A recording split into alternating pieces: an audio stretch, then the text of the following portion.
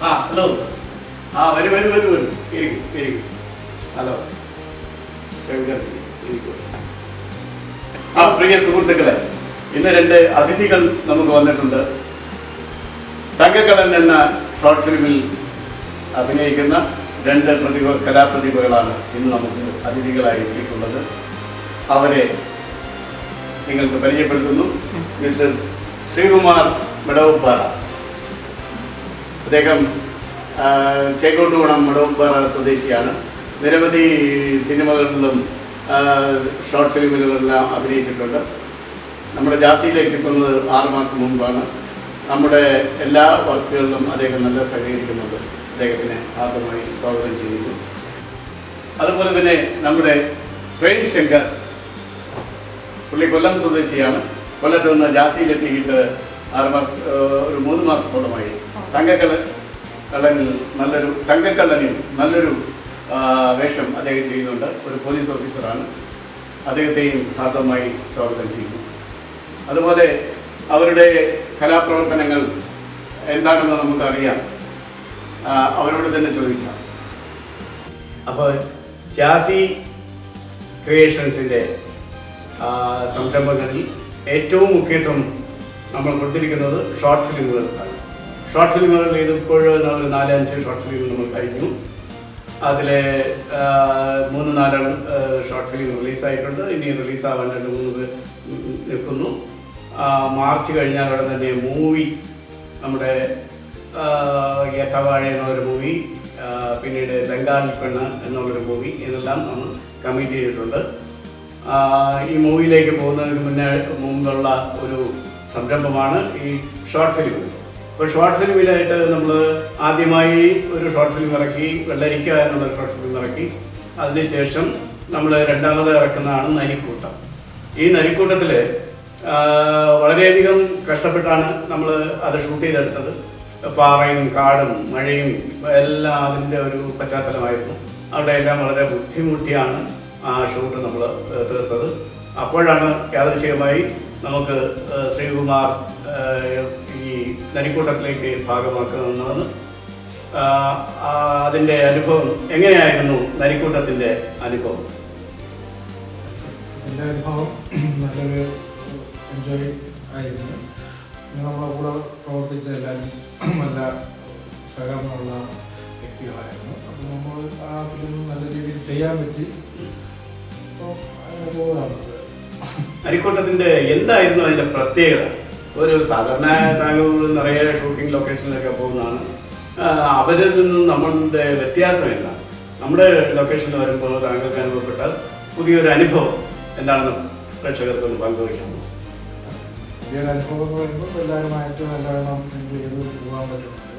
പിന്നെ ലൊക്കേഷൻ കാര്യങ്ങൾ, മറ്റുള്ള വർക്കിനുള്ള സഹപ്രവർത്തകർ എല്ലാവരും നല്ല രീതിയിലാണ് സഹകരിക്കുന്നത്. അതുകൊണ്ട് നല്ല നരിക്കൂട്ടം നല്ലൊരു ഇതിൽ പോകാൻ പറ്റി എന്നുള്ളതാണ്. ഇപ്പോൾ അഭിനയത്തിൻ്റെ കാര്യത്തിലൊക്കെ ഒന്നാണ്. മറ്റുള്ള ലൊക്കേഷനിലെ പോലെ ആയിരുന്നു ഇവിടുത്തെ അഭിനയത്തിൻ്റെ രീതികൾ? നിങ്ങൾക്ക് പറഞ്ഞു തരുന്ന രീതികളും മറ്റ് അത് പെട്ടെന്ന് ഒബ്സർവ് ചെയ്ത് ഇതിലേക്ക് കാണിക്കാനുള്ള ഒരു ചാൻസ് എങ്ങനെയായിരുന്നു? അതാ പറഞ്ഞത്, നമ്മളിപ്പോൾ മറ്റുള്ളവർ ചെയ്യുന്നതിനേക്കാളും കുറേ വ്യത്യാസമായിരുന്നു. കാര്യം നമുക്ക് അതിനുള്ള എല്ലാ ഫ്രീഡവും കൊടുത്തിട്ടുണ്ട്. അപ്പോൾ ആ രീതിയിൽ നമുക്ക് ചെയ്ത് അവർ നല്ല രീതിയിൽ അവതരിപ്പിക്കാൻ പറ്റും. എന്തായിരുന്നു ക്യാരക്ടർ? നരിക്കൂട്ടം അന്തോണിച്ചൻ, നരിക്കാട്ടിൽ അന്തോണിച്ചൻ. അതെ അതെ, നരിക്കോട്ടിലെ അന്തോണിച്ചൻ ഭയങ്കര വെള്ളവടിയും കാടൊക്കെ അടക്കി ഭരിക്കുന്ന ഒരു രാജാവാണ്. ഓക്കെ, അത് കൊള്ളായിരുന്നു. ഞാനും കണ്ടു, 2 പ്രാവശ്യം കണ്ടു. നന്നായിരുന്നു നരിക്കൂട്ടം. പിന്നീട് അതിനുശേഷം അടുത്ത മൂവി, ഷോർട്ട് മൂവി ഏതാണ് ചെയ്തത്? ശേഷം അടുത്ത ചെയ്യുന്നത് ഇപ്പം നമ്മൾ ചെയ്തുകൊണ്ടിരിക്കുന്നത്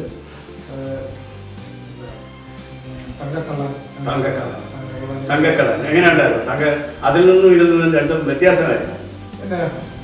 നരിക്കൂട്ടം പോലെ ആയിരുന്നു തങ്കക്കടൻ. അതേ തങ്കക്കടൻ വേറെ ഡിഫറെന്റ്. അതിന്റെ ലൊക്കേഷൻ ഡിഫറെന്റ് ആയിരുന്നു. അതിന്റെ സാഹചര്യങ്ങളും എല്ലാം ഡിഫറെന്റ് ആയിരുന്നു. എങ്ങനെയാണെന്നാലും താങ്കൾക്ക് ജാസി ക്രിയേഷൻസ് അത് അവരുടെ ആക്ടിവിറ്റീസ് എല്ലാം സ്വാഗതാർഹമാണ്. താങ്കൾക്ക് തൃപ്തിയായി? വളരെ തൃപ്തികരമായിട്ട്. Thank you. അപ്പോൾ താങ്കളുടെ മുന്നോട്ടുള്ള പ്രയാണത്തിൽ ഇനിയും വളരെയധികം ചാൻസുകൾ വരട്ടെ. നല്ലൊരു ഷോർട്ട് ഫിലിമും സിനിമയിലും എല്ലാം താങ്കൾ തിളങ്ങട്ടെ എന്ന് ആശംസിക്കുന്നു. അതോടൊപ്പം നമ്മുടെ ശങ്കർജി പുതിയതായി ആദ്യമായി ആണ് ഒരു ഷോർട്ട് ഫിലിമിൽ അഭിനയിക്കുന്നത്. ആദ്യത്തെ പരിചയക്കുറവൊക്കെ മാറി, ബാലകൃഷ്ണനെയൊക്കെ മാറി നല്ലൊരു അഭിനയ ശൈലിയിലേക്ക് അദ്ദേഹം വന്നു കഴിഞ്ഞു. അദ്ദേഹത്തിന് എന്താണ് പറയാനുള്ളത് ജാസിയെ കുറിച്ച്? സത്യം പറഞ്ഞാൽ എൻ്റെ ജീവിതത്തിലെ ആദ്യത്തെ ഒരു അനുഭവമാണ്. ശരിക്കും പറഞ്ഞാൽ അതൊരു വല്ലാത്ത അനുഭവം എൻ്റെ അടുത്ത് അനുഭവം. നമുക്കിവിടെ ഇതേ പറഞ്ഞു തരാൻ ആളുണ്ടായിട്ടില്ല. ഇങ്ങനൊരു ക്യാരക്ടർ നമ്മളെങ്ങനെ ചെയ്യണമെന്നും അല്ലെങ്കിൽ നമുക്ക് വേണ്ട രീതിയിലുള്ള ഒരു സപ്പോർട്ടിങ് നമുക്ക് ജീവിതത്തിൽ ആദ്യമായിട്ട് ഇങ്ങനെ ആളെ കിട്ടുന്നത്.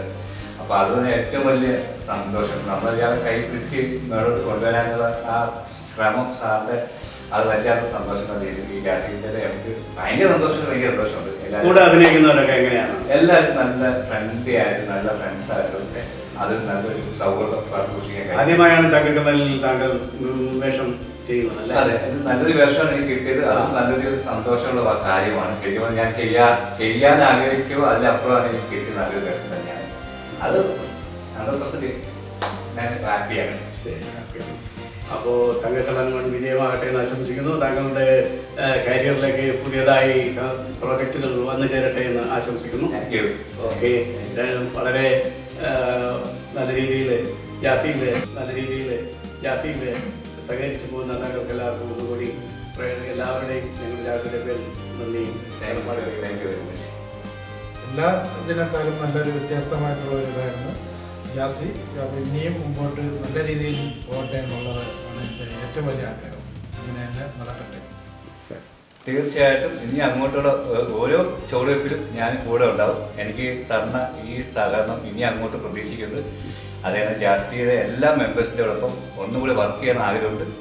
ഒന്നുകൂടി സത്യം പറഞ്ഞാൽ ഇനി അങ്ങോട്ടുള്ള ജീവിതത്തിലേക്ക് മാക്സിമം എനിക്ക് അങ്ങോട്ട് വേണമെന്നും കൂടെ സഹകരിക്കണം. അത് മാത്രമല്ല, ഒരു അഭിനയം മാത്രമല്ല എനിക്ക് പഠിക്കട്ടെ, മറ്റുള്ള കാര്യങ്ങളും എനിക്ക് സാറിൽ നിന്ന് ഒരുപാട് പഠിക്കാനുണ്ട്. അപ്പോൾ ജാസ്തിയിലേക്ക് വന്നതിൽ സന്തോഷവും ഭയങ്കര സന്തോഷം, ഹാപ്പിയാണ് ഞാൻ.